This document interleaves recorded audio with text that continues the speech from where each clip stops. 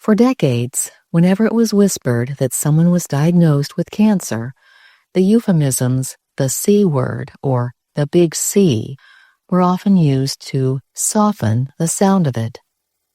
Then, more recently, another C word was introduced into our vocabulary: coronavirus. Initially, it was labeled COVID-19.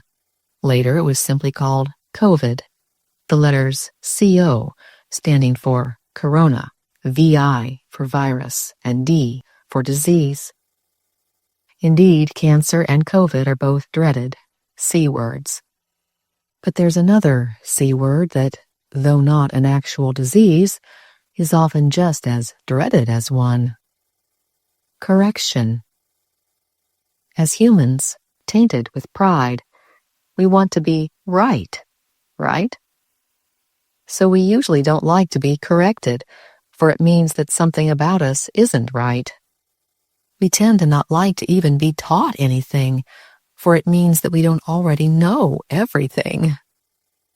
But what would have happened if, as children, we were not taught? We still wouldn't be able to tell time. We'd struggle with basic math. And we might still be wearing our shoes on the wrong feet. So we're now glad that our childhood teachers didn't fail to teach. But what if we fail to teach? Some may fail to learn. In the school called life, everyone is a student, regardless of age. And everyone is a teacher, in some way or another. Beyond simple math and basic life skills, there's a school of higher learning. In that course of study, we still need to have childlike humility, willing to learn. And we need to be willing to teach. If we see that correction is needed in us, we need to be humble enough to accept it. And if we see that correction is needed in others, we need to care enough to say it. Of course, that doesn't mean we should go around with eagle eyes, hoping to find the faults and sins of others. And we don't need to carry around a red pencil to point them out. But if we indeed see others struggling with what we know to be salvation issues, we do need to speak the truth in love, calling sin by its right name, and taking our fellow sinners by the hand to lead them to or back to the right path.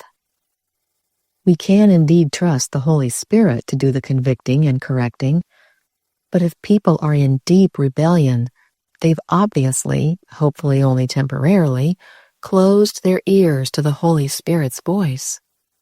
So, God may choose to use humans to lovingly look others in the eye and say, "Come this way.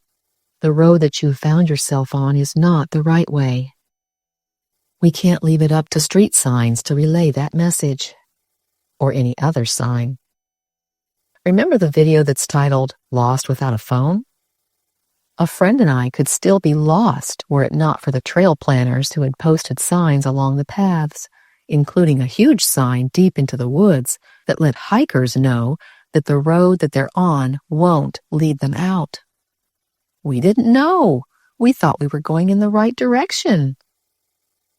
Though the sad words on that sign in the woods were not welcome news, for it meant that we had a long walk back, we were thankful that it informed us that we weren't on the right track. Had we pridefully refused to read the sign, unwilling to accept a simple correction, we still might be lost on those trails. It's easy to post a sign with correction and redirection for hikers that we'll never see. But what about redirecting face-to-face those who are spiritually lost? It's not comfortable. Sort of like the doctors who have to tell their patients the dreaded diagnoses. What if the doctor's preference for their own comfort kept them from telling their patients the truth? Similarly, what if our preference for our own comfort keeps souls wandering around eternally lost? Let us gently correct and lovingly redirect, prayerfully asking God for guidance. For silence sometimes is indeed golden, and only the Lord knows exactly when. So we must be willing to let others do the speaking when we're guided to not be the speaker. But we must be willing to speak when it's obvious that it's appropriate. Perhaps we're sometimes on the receiving end of correction. Even if it's a big one, the big C, may we not think of it as a dreaded disease.